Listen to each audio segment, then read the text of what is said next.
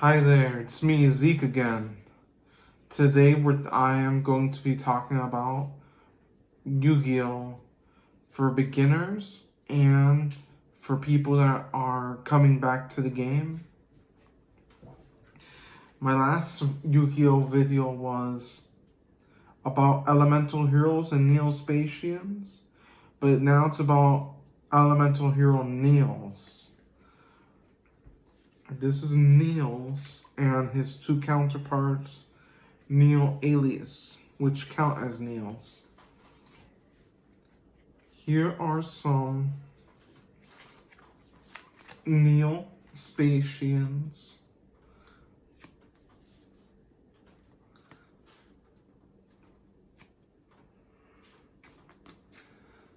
You can use them with contact fusion, so that means you have to have them on the field, but you don't have to use polymerization card.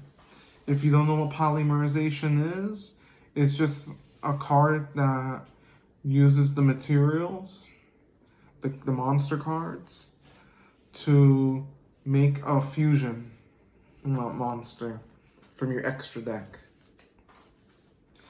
Now, this is still Elemental Hero, but this is more of a Neos one.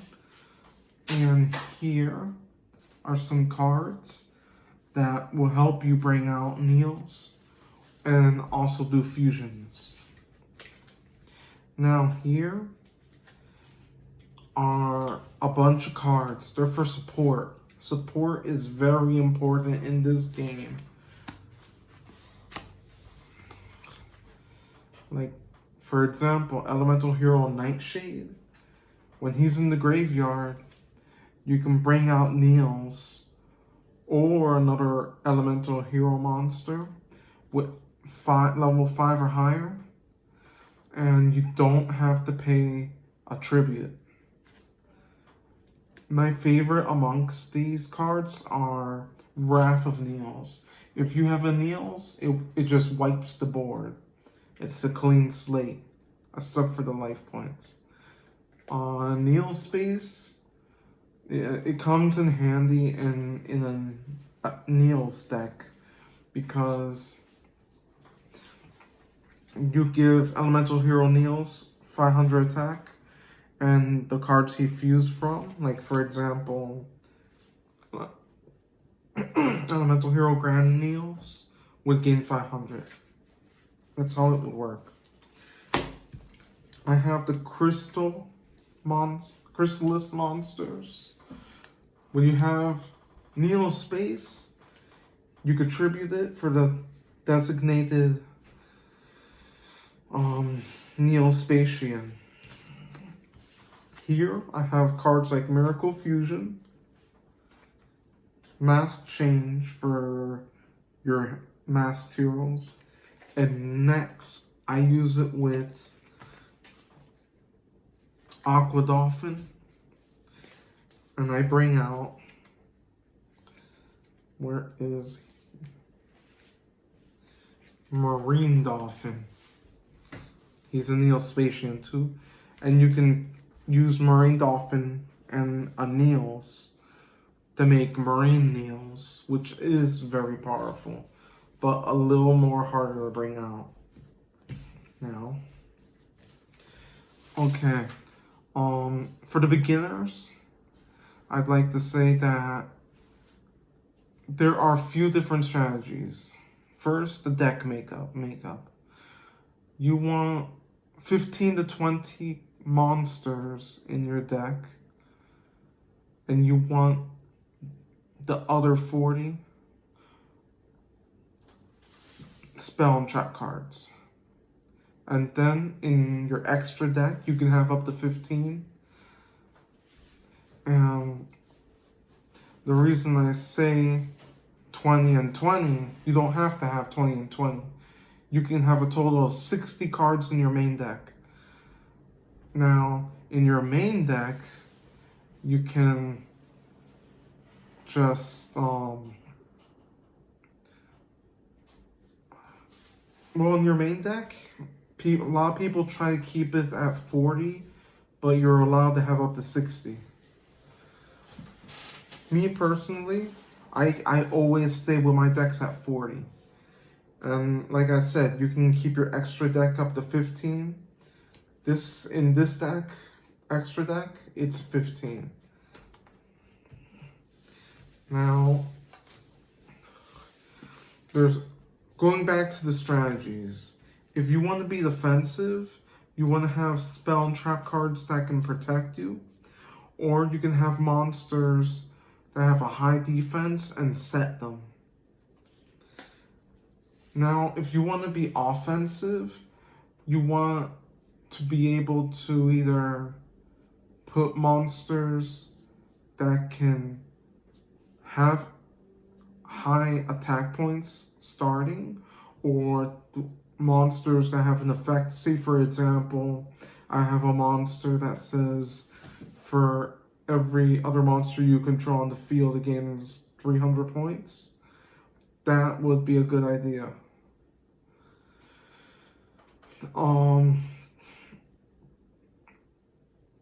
Me personally, I use monsters with various effects. Now, with the effects,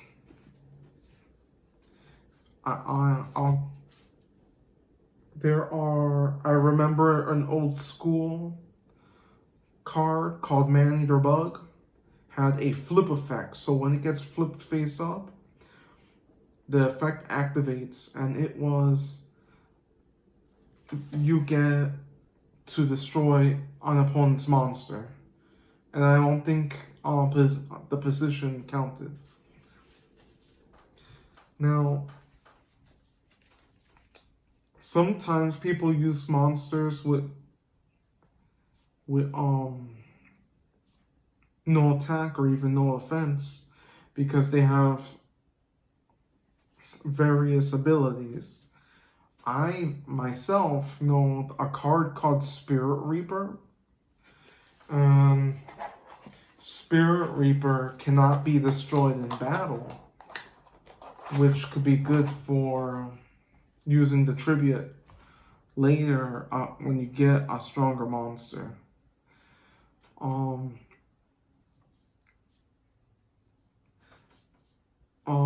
Nowadays, people have cards. I think it was called Mother Grizzly. When it's destroyed in battle, you can bring a water monster with 1500 or less attack and bring it from the deck into the field. That's a good idea because you can put it in defense. If you do that in the beginning of the game, you could still put it in defense mode, and you can you could use it to tribute for stronger monsters in your hand.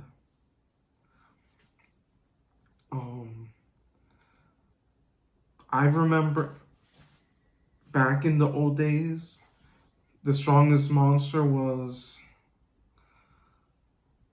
Blue Eyes White Dragon or Blue Eyes Ultimate Dragon. It's not like that anymore. Sometimes an effect is all it takes just to beat a monster. I've seen monsters with various effects that they can beat that. And they could I've seen monsters with even 0 attack and defense. Usually, if they get destroyed, they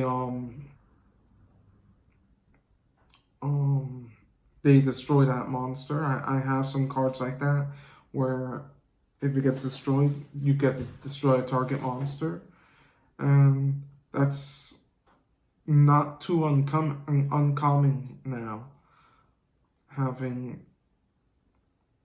effects like that. Now, you have more freedom when you make your deck. You don't have to spend a lot of money. Some people spend a lot of money, but me, I don't spend a lot of money on cards. But I personally, I make some cheap decks. They're good, but they don't cost too much. Okay. Well, I think that's good on info. So remember to like, remember to subscribe, and remember to give me comments. I would like it if you give me comments, because the comments will help me to know, especially for beginners, if you what you like about this video, and you can give me info on decks that you want to make, and I can help you with that. Okay.